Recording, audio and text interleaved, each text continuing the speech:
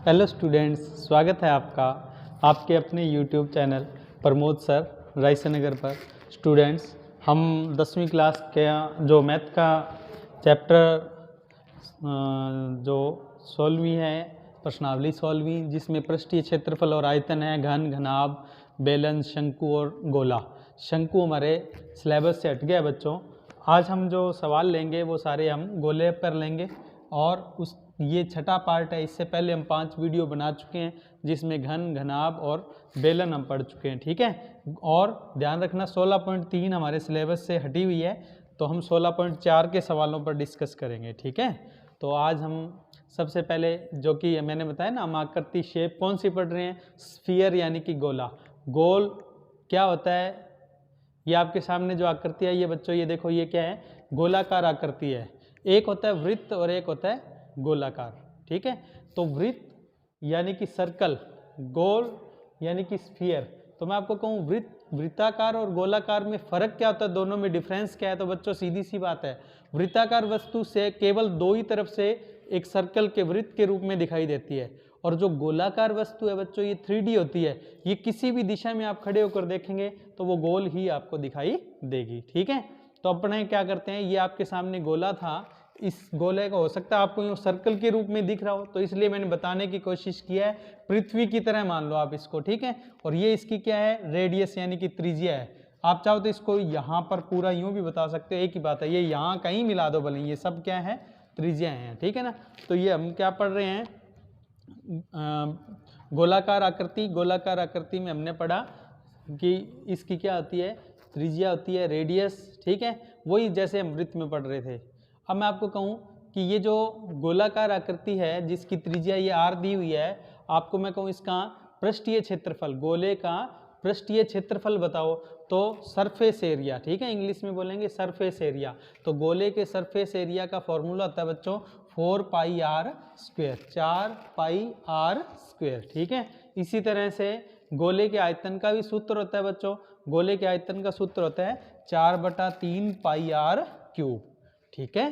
Note कर लेना इसे, और अपने इस पर अब सवाल लेते हैं। देखो बच्चों, हमारे पास आज की क्लास का पहला सवाल है, पढ़ो देखो।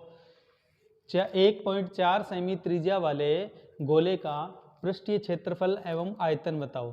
तो बच्चों हमें ये क्या दिया है, त्रिज्या, रेडियस, हमें r दिया हुआ है, और आपको पता है इसका आयतन और क्षेत्रफल का जो सूत्र है उसमें हमें r की ही जरूरत होती है, वो हमें दिया हुआ है, तो बस सूत्र लगा देंगे। तो ये देखो, ये त्रिज्या, ठीक है, जिस रेडियस कितनी है बच्चों, 1.4 सेमी, ठीक है।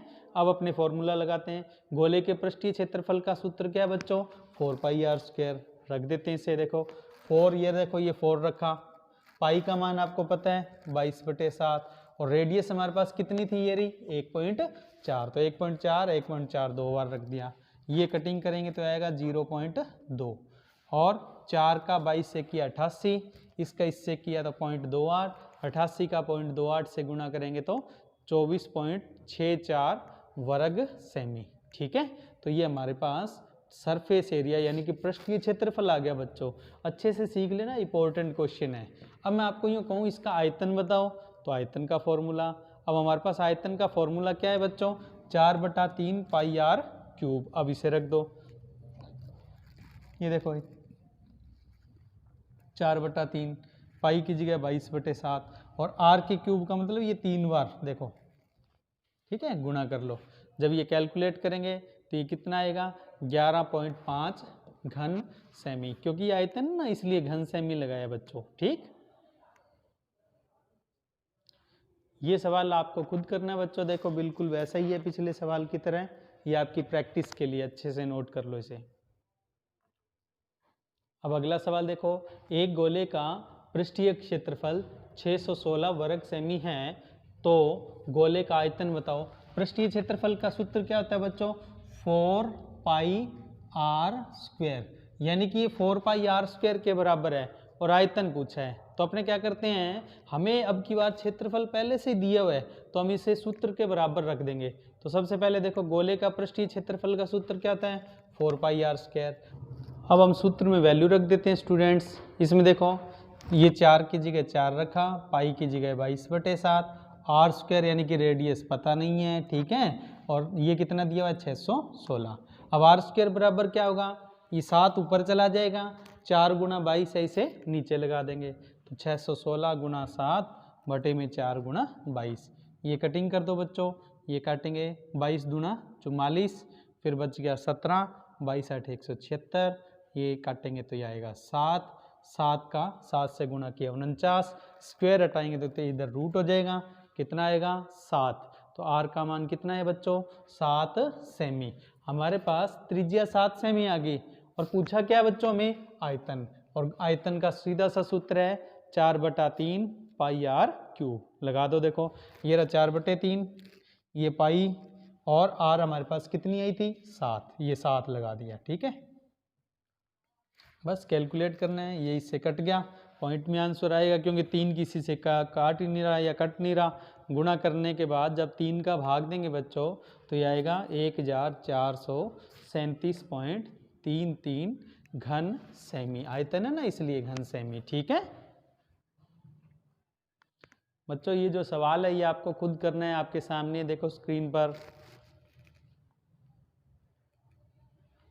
ठीक है, क्षेत्रफल दिया है, आयतन पूछा है। अब अगला सवाल है बच्चों, ये इससे रिवर्स क्वेश्चन है, पढ़ो देखो इसमें क्या दिया है। अब की बार अपने को आयतन दे दिया, ठीक है, और क्षेत्रफल पूछा है, तो अब की बार आयतन का जो सूत्र है क्या होता है, आयतन का सूत्र गोले का 4/3 पाई आर क्यूब, इस फॉर्मूले के बराबर रख दो। तो आयतन का ये सूत्र आ गया, इसमें वैल्यू रखते हैं 4/3 पाई की जगह 22/7, ये हो गया आर क्यूब 38808। ठीक है, अब अपने आर क्यूब का मान निकालने के लिए ये जो वैल्यूज़ है ना बच्चों, इन वैल्यूज़ को क्या करेंगे इधर ले जाएंगे, तो 7 और 3 ऊपर चल जाएगा, 4 और 22 नीचे, तो आर क्यूब बराबर क्या आएगा 38,808 गुना 7 गुना 3 और 4 और 22 नीचे। बच्चों जब अपने इसे सॉल्व कर लेंगे ना तो हमारे पास आर क्यूब बराबर 9261 आ गया, 9261। अगर आप में से किसी को हो सकता है ये याद हो, ये क्या होता है बच्चों 21 का क्यूब होता है। तो अब ये 21 का क्यूब है तो आर क्यूब बराबर है 21 का क्यूब, यानी कि आर कितनी है 21। पर हो सकता है हर एक को नहीं याद हो, तो क्या करना है बच्चों, तो अपने को ये तरीका लगाना है। सबसे पहले अपने क्या करेंगे, मैं यहाँ लिख रहा हूँ 9261, इसमें पहले 9261 में सीधा पता है तो 21 का भाग दे सकते हो, नहीं तो अपने 3 से स्टार्ट करते हैं। पहले मैं 3 का भाग दे रहा हूँ, 3 का भाग देंगे तो इसमें देखो कितना आएगा, पहले 3 तक चला जाएगा, फिर भाग जा नहीं रहा इसलिए 0 लगा देंगे, फिर 26 हो गया, 26 में भाग देंगे तो 3 8 24 और फिर 2 3 7 21। फिर बच्चों 3 का फिर भाग देना है तो ये आ जाएगा 1029। फिर 3 का भाग दे दो बच्चों, 343 आ गया। ठीक है, अब 3 का भाग आगे नहीं जा रहा बच्चों, अब 7 का भाग दे दो, 7 का देंगे तो इसमें क्या आएगा 49, फिर 7 का देंगे तो 7 और फिर 7 का भाग देंगे तो 1।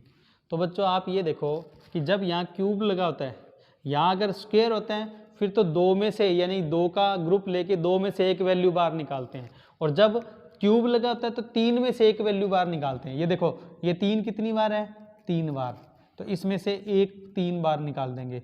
7 कितनी बार है, देखो ये भी कितनी बार है 3 बार, तो इसमें से एक 7 बार निकाल देंगे। तो R बराबर क्या होगा बच्चों 7 × 3 कितना आएगा 21 सेमी। तो ये जो मैं आपको सीधा बता रहा था ना वो 21 ऐसे आया है। ठीक है ना, इसको बोलते हैं घनमूल। तो हमने घनमूल किया है, 3 3 का ग्रुप बनता है, इसमें ध्यान रखना 3 बार कोई वैल्यू नहीं आएगी इसमें तो वो अंदर रूट जिसको घनमूल बोलते हैं, घनमूल का ये निशान होता है इस तरह से, यहाँ क्यूब लिखते हैं यानी 3 लिखते हैं यहाँ। ठीक है, और जो वैल्यू बच जाएगी उसको यहाँ अंदर लिख देंगे, कुछ भी बच जाए अंदर। ठीक है, तो ये हमारे पास था। ठीक, अब मैंने आपको जो ये समझाया है अब मैं यहाँ लिख देता हूँ। देखो R बराबर क्या लिख देंगे 9261 का घनमूल, ये घनमूल का निशान है, बराबर कितना है बच्चों 21 सेमी। तो R बराबर 21 सेमी।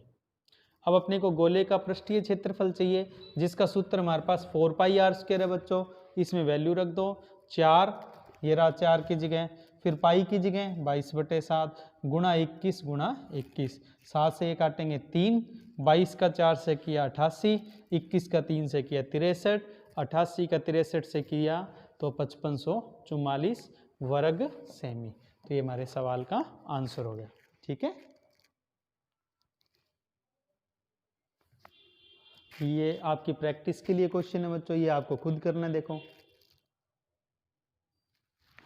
ठीक है।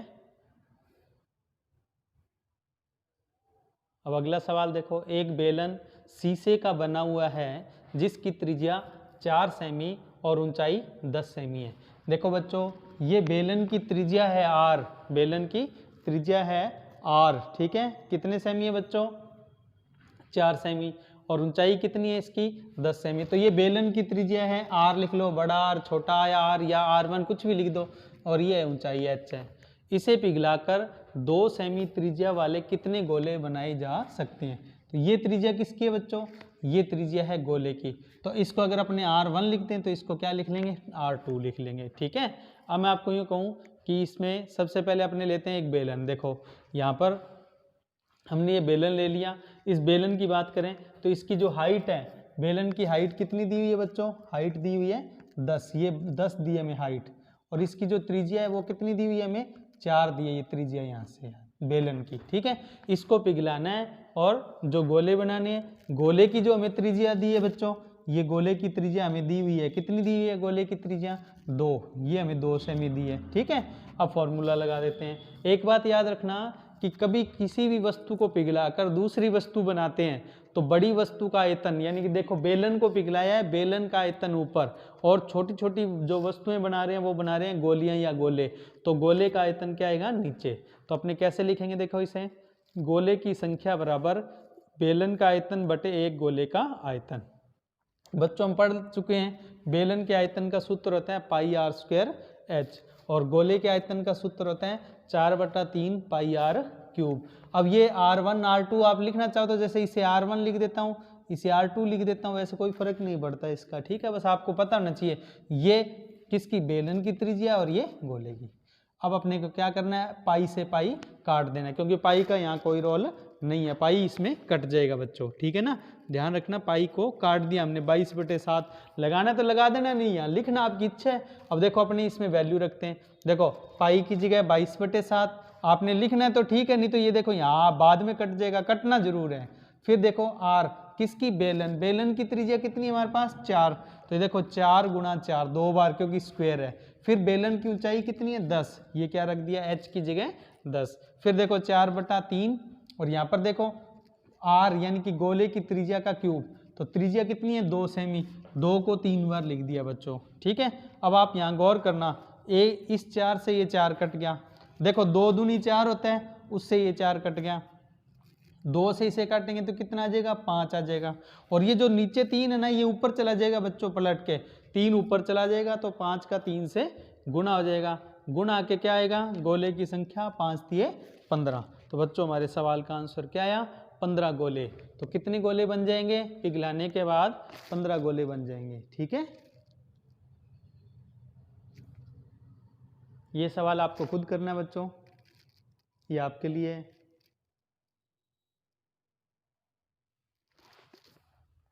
ठीक। अब बच्चों अपने पढ़ रहे हैं खोखला गोला। क्या पढ़ रहे हैं? खोखला गोला। खोखला गोला का क्या मतलब है बच्चों?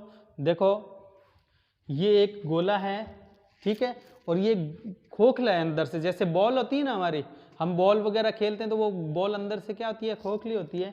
वैसे ही देखो ये एक खोखला गोला है, यानी कि देखो ये बाहर से यहाँ अलग करके दिखाया है मैंने आपको। अब मैं आपको कहूँ इसकी त्रिज्या, ये देखो ये तो एक त्रिज्या को तो मैं r2 लिख लेता हूँ, छोटी त्रिज्या को, और ये जो बड़ी त्रिज्या देखो यहाँ से लेके यहाँ तक ये पूरी, इसको क्या लिख देता हूँ मैं? r1। तो बड़ी त्रिज्या को r1 और छोटी त्रिज्या को r2, देखो यहाँ दिखाया, इसी को ही यहाँ दिखाया r1 और r2, ठीक है ना। तो खोखले गोले के आयतन का सूत्र हमें जरूरत पड़ जाए, ठीक है, और क्षेत्रफल का या कुछ भी अपने फिलहाल आयतन का सवाल करेंगे तो खोखले गोले के आयतन के लिए क्या सूत्र लगाना है बच्चों? मैं आपको कहूँ खोखले गोले या खोखला जो गोला है उसमें लगी धातु का आयतन, या आपको बोल दे गोल शैल का आयतन, तो याद रखना इसको अपने करेंगे बाहरी आयतन माइनस भीतरी आयतन। तो ये तो देखो ये जो सूत्र है ना, इसमें ये तो है बाहरी आयतन, ये वाला तो क्या है? बाहरी आयतन, और ये क्या है बच्चों? भीतरी आयतन, ठीक है। अब सूत्र तो वही लगेगा, 4/3 pi r cube, 4/3 pi r cube, बस त्रिज्या को अलग अलग दर्शाने के लिए यहाँ R1 और यहाँ पर क्या लिखा है बच्चों, R2 लिखा है। 4/3 पाई देखो इसमें भी है और इसमें भी है, इसे अपने बाहर निकाल लेते हैं। तो जैसे इसे बाहर निकालेंगे अंदर क्या रह जाएगा, R1 का क्यूब और यहाँ क्या रह जाएगा बच्चों, R2 का क्यूब। अब बच्चों हमारे पास एक सूत्र होता है x की क्यूब माइनस वाई की क्यूब, इसका फॉर्मूला क्या होता है बच्चों, x minus y x square plus x y plus y square. ठीक है, वही यहाँ अप्लाई करते हैं। देखो 4/3 पाई R1 माइनस R2, फिर R1 का स्क्वायर और ये R2 का स्क्वायर और बीच में R1 गुणा R2। ठीक है, तो अपने को ये सूत्र याद रखना है माइंड में। ठीक है, अगले सवाल में इसे अपने अप्लाई करेंगे, अच्छे से देख लो आप इसे। देखो सवाल लेते हैं अपने, सवाल आपके सामने देखो, पढ़ो इसमें क्या बोला है। एक खोखले गोल शैल यानी खोखले गोले की शैल कितना है, मोटाई यानी कि 2 सेमी मोटाई का बना है। यदि इसकी बाह्य त्रिज्या 8 सेमी है तो इसमें लगी धातु का आयतन ज्ञात कीजिए। तो बच्चों अपने क्या करते हैं, इसमें सबसे पहले ये गोला दिखा दिया आपको मैंने। अब मैं आपको कहूँ R2 यानी कि आपको कौन सी त्रिज्या दी है, देखो बाह्य त्रिज्या। बाह्य त्रिज्या का मतलब अपने बड़ी त्रिज्या यानी कि R1 लिख लेते हैं। तो मैं आपको कहूँ R1 कितनी है, तो ये होगी 8 सेमी। ठीक है ना, 8 सेमी है ये। ठीक, अच्छा फिर मैं आपको कहूँ कि R2 कितनी है बच्चों, तो R2 आपको पता है ये गोला है, ये बाहर से इसकी त्रिज्या 8 है और आपको पता है ये कितनी मोटी धातु का बना है, 2 सेमी। तो ये 2 सेमी क्या करेंगे, कम कर देंगे। तो R2 बराबर क्या होगा, 8 में से 2 कम कर दो, कितना लिख देंगे, 6 सेमी। तो R1 8 सेमी और R2 6 सेमी। ठीक है, अब अपने सूत्र लगाना चाहें तो सूत्र लगा सकते हैं। मैंने आपको देखो सूत्र जो बताया था, मैंने आपको कहा था कि आप 2 तरह से सूत्र याद रख सकते हैं कि एक तो 4/3 पाई ब्रैकेट में R1 माइनस R2 और आगे R1 का स्क्वायर प्लस R1 गुणा R2 प्लस R2 का स्क्वायर, या फिर आप सीधा याद रख सकते हैं। 2 स्टेप थे ना, तो दूसरा जो स्टेप था वो ये था, देखो आपको यहाँ लिख कर बता रहा हूँ। ये तो R1 और R2 यहाँ लिख के बता ही दिया आपको मैंने।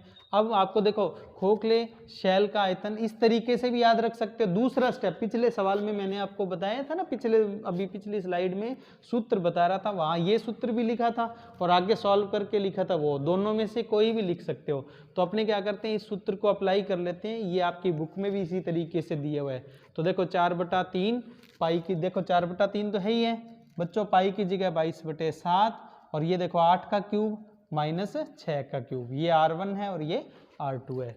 अब 8 की क्यूब का मतलब है बच्चों 8 गुणा 8 गुणा 8, इसको 8 गुणा 8 गुणा 8 लिखेंगे, इसको 6 गुणा 6 गुणा 6 3 बार लिखेंगे।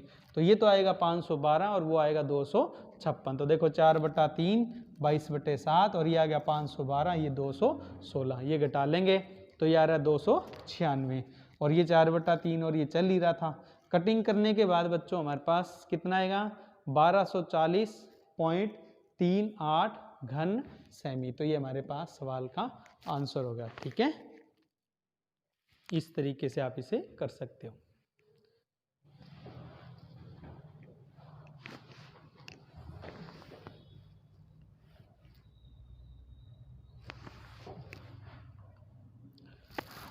बच्चों अपने अर्धगोले के बारे में पढ़ते हैं। ये अपनी अगली आकृति है, देखो ये आपके सामने अर्धगोला है। गोले का आधा हिस्सा, मैं आपको यूँ कहूँ कि पूरा जो गोला होता है उसका पृष्ठीय क्षेत्रफल क्या होता है, 4 पाई r स्क्वायर। इसको हमने यहाँ बीच में से आधा काट दिया, ये देखो। तो मैं आपको कहूँ ये नीचे वाला जो हिस्सा है इसका क्या होगा, 2 पाई r स्क्वायर। लेकिन जब ये बीच में से कटेगा ना, ये वाला जो हिस्सा है ये भी एक वृत्त बन जाएगा, इसका क्या होगा, पाई r स्क्वायर होगा। तो पाई आर स्क्वायर ये और 2 पाई आर स्क्वायर ये दोनों को जोड़ेंगे तो पृष्ठीय क्षेत्रफल का सूत्र क्या बन जाएगा बच्चों, ये बन जाएगा हमारे पास 3 पाई आर स्क्वायर। ठीक है, इसको घुमाकर बताता हूँ, चलो आपको, देखो ये घुमा रहा हूँ। देखो अब अपने पास ये क्या है, ये भी एक वृत्त बन गया, देखो। ठीक है, उस वृत्त का हमने क्या किया, 2 पाई आर स्क्वायर, और ये जो नीचे वाला हिस्सा है इसका क्या होता है, 2 पाई आर स्क्वायर।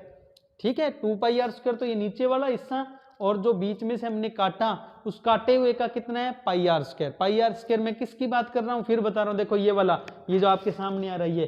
ठीक है, तो ये कितने हो जाएंगे, 3πr²। तो देखो अर्धगोले का संपूर्ण पृष्ठीय क्षेत्रफल बराबर 3πr²। ठीक।